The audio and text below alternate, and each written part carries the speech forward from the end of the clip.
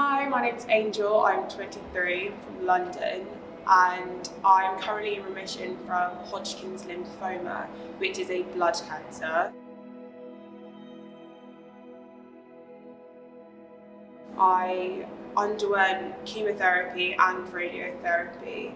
So I had chemo, don't really know how long I had it for, but I had chemotherapy for a few months, and I would have it every other week. And after that, they gave me my results back and decided that they preferred to also do radiotherapy, which meant that I had that every day for just short of a month. And I got into remission in January 2019, which is great. So since being diagnosed with Hodgkin's, I do check myself, especially the neck, armpit, groin, and also breast, because I had radiotherapy. A side effect is actually cancer, which the most common one is breast cancer. So it is something that's on my mind. I don't dwell on it, but I can't stress enough the importance of checking and being thorough with yourself. And the second you think something's off, go to the GP and be persistent where you need to be.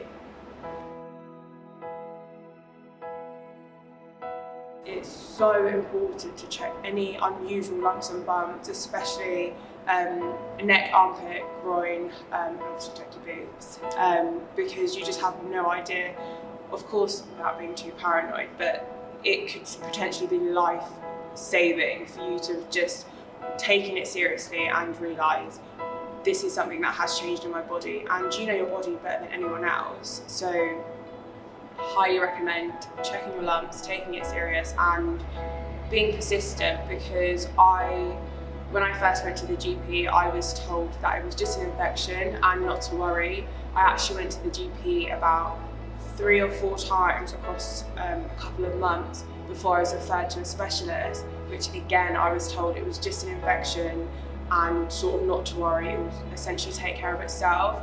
But I knew within myself that something wasn't right, and I know my body better than anyone else. So I'm very thankful that I kept going back to the doctors and I kept saying something doesn't feel right. And like I said, you know yourself. If you don't do that, then you don't know what potential risks are out there.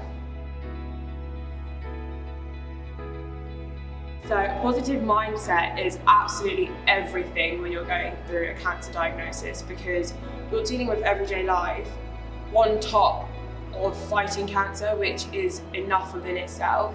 And for me, what really helped me stay in a positive mindset was I'd lost my brother the year before to a freak accident, and he was such a bubbly, outgoing, happy person. I knew that if he was here by my side, he would hate for me to just be crying and essentially just feeling sorry for myself. That being said, you know, a bad day is okay and it happens to everyone, but don't let a bad day be a bad life. It's not the end of the world, and you can get through it. You're a lot stronger than you think you are, and you should just take time to do stuff for yourself. Self-love and self-care works wonders. So if it's changing your haircut, getting your nails done, or just sitting at home with a book or Netflix, do that. Take care of you first, because you are your number one priority, especially when you're dealing with cancer, on top of the rest of whatever life has to throw at you. And when you have that positive mindset, you realise that you can handle a lot more than what is being put at you at face value. Like, yes, you have a cancer diagnosis, but you sort of redirect your energy to what really matters and what's really important. So I think if you are dealing with a recent diagnosis, or you're still fighting, just don't give up and do whatever you can that makes you happy. That's okay. It's okay to be selfish once in a while and just take care of you. So the reason why I've decided to be a part of this campaign is because I originally actually ignored the first lump I saw, which was on the left side of my neck, and I found my lump around May, June times, and I ignored it. I thought I just bumped myself, and then it started to grow, and not only did the lump grow, it actually developed more. So there were several lumps on the side of my neck, And for me, if I completely ignored it and didn't go to the hospital or to the GP, I don't actually know where I'd be today. I knew within myself that something wasn't right, and I know my body better than anyone else. So I'm very thankful that I kept going back to the doctors and I kept saying something doesn't feel right. And like I said, you know yourself, if you don't do that, then you don't know what potential risks are out there.